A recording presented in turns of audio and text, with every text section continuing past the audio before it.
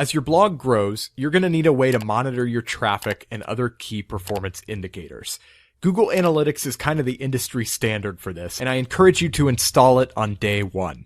It's pretty straightforward to set up. Just go to analytics.google.com, sign in with your Google account, and create a new analytics account for your blog.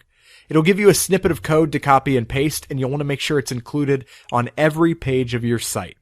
Some WordPress themes have a special field in the theme options panel where you can enter this, but you can also do it with a plugin like Google Analytics by Monster Insights, which adds the tracking code to your site and displays some of your stats right within the WordPress dashboard.